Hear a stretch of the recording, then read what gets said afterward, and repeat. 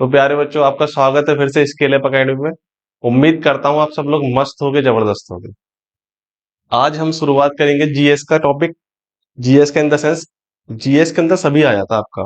Polity, economics, history, geography, science वगैरह हम इसको कंबाइन जीएस में पढ़ लेते हैं। तो आज हम बुद्धिज्म के बारे में पढ़ेंगे। क्लास 7 का भी टॉपिक है, ये आपको क्लास 7 में भी यूज होगा।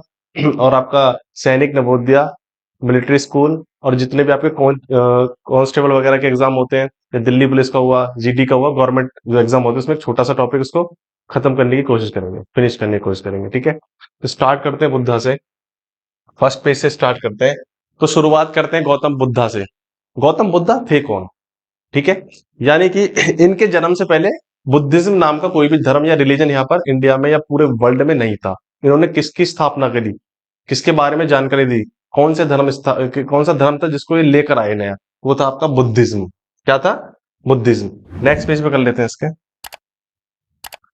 नेक्स्ट पेज में आपको देखने को कुछ लाइंस मिल रही है, की वर्ड्स या की पॉइंट्स मिल रहे हैं। तो इसमें लिख रहा है the founder of Buddhism was a Gautam Buddha. Gautam Buddha वो व्यक्ति हैं जिन्होंने बुद्धिज्म रिलीजन का आविष्कार किया, यानी कि इसको इसकी नींव रखी। He is called in light of Asia. इनको एशिया का लाइट भी बोला गया है। Okay, he was born in 1563 BC. इनका जन्म कब हुआ है? इनका जन्म हुआ है 1563 बीसी। अब जरा एक मिनट यहां पे समझने की कोशिश करना कि बीसी का मतलब होता क्या है। बीसी का मतलब होता है बिफोर क्राइस्ट। अब क्राइस्ट कौन है? जीसस क्राइस्ट का नाम सुना आपने? जीसस क्राइस्ट के जन्म से पहले जो टाइम है उसको हम बीसी बोलते हैं, और जीसस क्राइस्ट के बाद का जो टाइम है उसको बोलते हैं एडी, यानी आफ्टर डेथ। बात आई समझ में? और जितना भी टाइम उन्होंने अपने लाइफ का स्पेंड किया, जिया, यानी कि मान लो कि वो 68 ईयर्स के, मुझे नहीं पता कितने टाइम उन्होंने अपना सर्वाइव करा, तो जितना भी टाइम उन्होंने अपनी लाइफ में जिया उसको हम काउंट नहीं करते। तो जीसस क्राइस्ट से ही पूरी दुनिया का जो टाइम है, जन्म के बाद से पूरी दुनिया का टाइम मीजर कर रहा है। जैसे आज 2023 चल रहा है, यानी कि जीसस क्राइस्ट की डेथ को हुए कितना टाइम हो गया? 2023 साल। समझ रहे हो? जीसस क्राइस्ट क्रिश्चियन के जो गॉड होते हैं, जिनको सूली पे लटका दिया गया था। ठीक है, तो यहाँ पर बीसी का मतलब मैंने आपको समझा दिया। तो he was born in 1563 BC Lumbini near Kapilavastu. इनका जन्म होता है लुम्बिनी में। कहां पर? लुम्बिनी में। जो पड़ता का नियर मतलब पास, कहां पर पड़ता है? कपिल वस्तु, नेपाल में। His father's name was Suddhodana. इनके पिता का नाम सिद्धोदना था। Head of a Shakyan clan, जो शाक्यान क्लेन के हेड थे। बात आगे समझ में? अच्छा, इनके जन्म से पहले इनके पिताजी से एक विद्वान पंडित कह लो या गुरु कह लो, उन्होंने कहा था कि जो आपके पुत्र पैदा हुआ है, जब इनके पुत्र पैदा हुआ था तब की बात है, या तो आपका बेटा बेटा बहुत बड़ा किंग बनेगा, राजा बनेगा, या बहुत बड़ा सन्यासी बनेगा।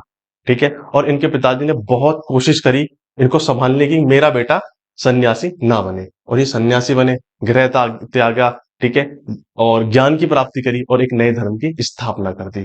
ठीक है, और इनके पिताजी ने इनको सन्यासी ना बनने के लिए बहुत सारी चीजों को बीच में लेकर आए, उनके बारे में धीरे धीरे आपको बताते चलेंगे कि मतलब क्या क्या उन्होंने प्रयास करे थे कि ये इंसान एक बड़ा राजा बने। भी राजा तो ये चाहता कि मेरा बेटा एक बड़ा राजा बने, मेरे से ज्यादा बड़ा उसका राज्य हो। ठीक है, पर जो ऊपर वाले को इच्छा थी वही होना था। आप इस बात को देख पा रहे हो कि कौन सी लाइन में आए थे। हिज मदर माया देवी। इनकी मदर, माता का नाम माया देवी था। Died at the 7th day after his birth. इनके जन्म के 7 दिन बाद ही इनकी माता का देहांत हो गया, मृत्यु हो गया। ठीक है, अब इनका पालन पोषण किसने करा?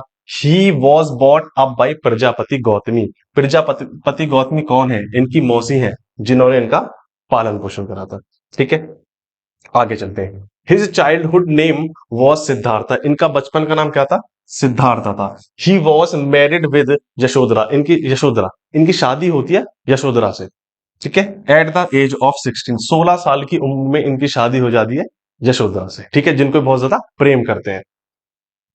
ड्यूरिंग हिज विजिट, अच्छा होता क्या, अब यशोदा से शादी हो गई है। अब इस वाली लाइन को समझने से पहले एक छोटी सी टॉपिक समझाते हैं कि इनके पिताजी का कहना था कि जब जब मेरा बेटा बुद्धा, यानी कि सिद्धोदना, सॉरी सिद्धार्था, बाहर निकलेगा, राज्य से बाहर निकलेगा, अपने राज्य में घूमेगा, यानी कि मार्केट में आएगा या कहीं भी जाएगा, तो बहुत सारे ऐसे लोग हैं जिनको वहां से हटा दिया जाएगा। सपोज करो कोई भी बीमार व्यक्ति है, ठीक है, कोई भी बूढ़ा व्यक्ति है, कोई भी परेशान व्यक्ति है, कोई भी साधु संत है, मतलब ऐसा दिखाना है बाहर भी कि सब कुछ नॉर्मल है, दुनिया बहुत अच्छी बेहतर है। ठीक है ना, यहाँ पर किसी भी चीज को कमी नहीं है इस जीवन में। पर हुआ क्या है कि ड्यूरिंग द कपिल वस्तु एक दिन अचानक ही अपने मतलब बिना पिताजी को बताए, किसी को बताए, अपने फादर को बताए, ठीक है, निकल लेते हैं अपने मंत्री के साथ घूमने के लिए कपिल वस्तु, उनका जो राज्य था। वहां पर क्या देखते हैं, सबसे पहले देखते हैं इन एन ओल्ड मैन, एक सबसे पहले क्या देखते हैं, बूढ़ा व्यक्ति देखते हैं। ठीक है, बहुत वृद्ध उसकी अवस्था है, बैठा है, चल नहीं पा रहा है अच्छे से, ठीक है ना, खड़ा नहीं हो पा रहा है। तो इनका सीधा क्वेश्चन था कि भाई ये कौन है, यानी कि इन्होंने अपनी लाइफ में पहली बार किसी बूढ़े व्यक्ति को देखा था। इसका मतलब ये है कि इनके साम्राज्य में भी, जो इनका पूरा राज्य राज्य था, या जहां पर ये रहते थे, अपना महल था, वहां पर भी इस तरह के नियम लागू कर रखे थे इनके पिताजी ने कि ना तो इस महल में कोई बीमार व्यक्ति दिखेगा, ना कोई बूढ़ा दिखेगा, ना किस तरीके से दिखेगा। बात आगे सुन, जो भी कोई बूढ़ा होता था उसको हटा देते, कोई बीमार व्यक्ति होगा इनके राज्य का नौकर चाकर तो उसको निकाल दिया, हटा दिया, फिर वो सही आ गया तो वापस उसको बुला लिया सही होने के बाद। तो इस तरह की चीजें थी। तो इनका क्वेश्चन अपने मंत्री से ये था कि भाई ये कौन है, तो ये बताते हैं कि ये वृद्ध व्यक्ति है। एक उम्र के बाद इस तरीके से व्यक्ति वृद्ध हो जाता था। तो पहला इनका क्वेश्चन क्या था, क्या मेरी यशोदा भी ऐसी हो जाएगी। यशोदा यानी अपनी वाइफ को बोल रहे हैं, मैंने बताया ना इनकी वाइफ का नाम क्या था, यशोधरा। हर कुछ, कोई भी चीज इनको दिख रही है तो बोलते हैं क्या मेरी यशोधरा भी ऐसी हो जाएगी, इस तरीके से दिखेगी। ठीक है, उसके बाद ये देखते हैं अ सिक मैन, एक बीमार व्यक्ति जो खाट पे लेटा हुआ है और उसके मुंह से थोड़ी थोड़ी आवाजें निकलनी है, मतलब अपने दर्द को वो दिखा रहा है, दर्द झेल रहा है, कोई दर्द वो झेल रहा है, उसको महसूस कर रहा है, उसको दिखा रहा है। ठीक है, और उसके बाद लास्ट में देखते हैं, लास्ट में नहीं, सेकंड लास्ट में देखते हैं अ डेड बॉडी, एक डेड बॉडी देखते हैं। ठीक है, लोग जा रहे हैं डेड बॉडी को लेते हुए, ले जाते हैं ना अभी शमशान में कहीं पे भी। ठीक है ना, तो हर बार वो ये पूछ रहे हैं, जब बूढ़ा आदमी देखा तब भी बोल रहे हैं कि क्या मेरी यशोदा ऐसी होगी, जब बीमार आदमी देखा तब भी ये बोल रहे हैं कि क्या मेरी यशोदा भी ऐसी हो जाएगी।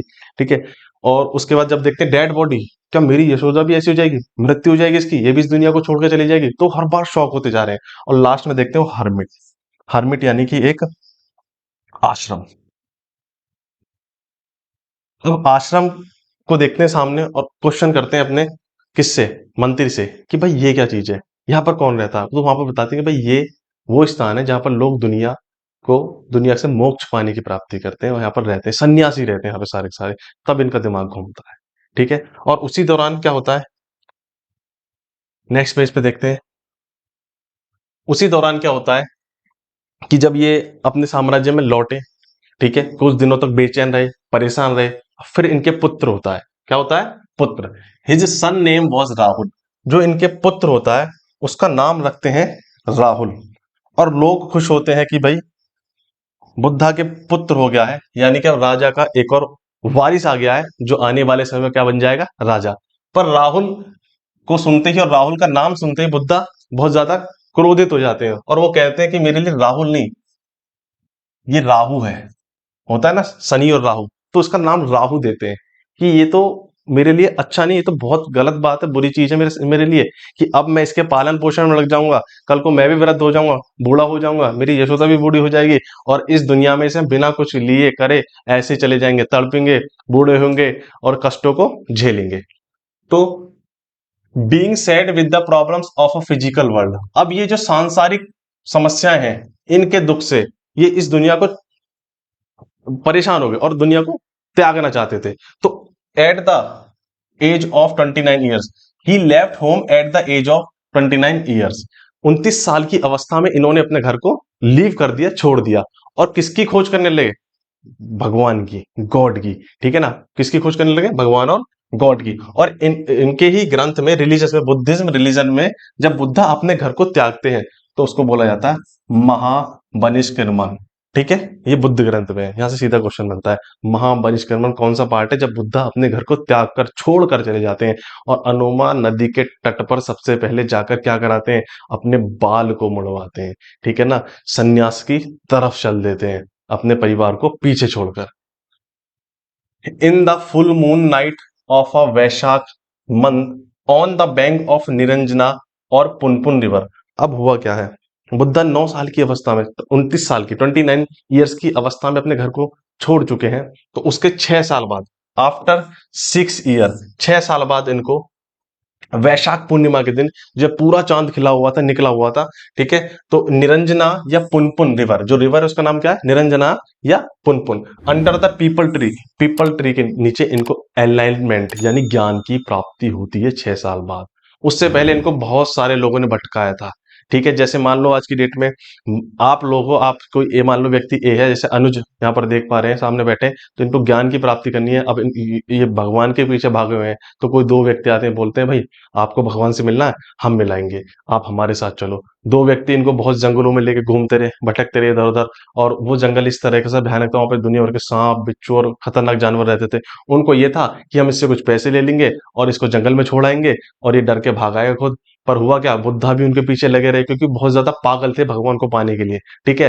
तो हुआ क्या कि वो इनके पीछे, बुद्धा इनके पीछे लगे रहे और उल्टा वही परेशान हो गए। आखिरी में आके उन्होंने हाथ जोड़ दिए कि भाई ऐसा कुछ नहीं है, हमें नहीं पता भगवान कैसे मिलते हैं। तो बुद्धा को बड़ा बुरा लगा। फिर किसी दूसरे व्यक्ति ने बुद्धा को बोला कि एक काम करो, तुम एक बाउल लो और एक कटोरा, बाउल यानी कि कटोरा लो, और काउंट करके उसमें 1000 राइस उबालो। आपको कुछ नहीं खाना पूरे दिन में।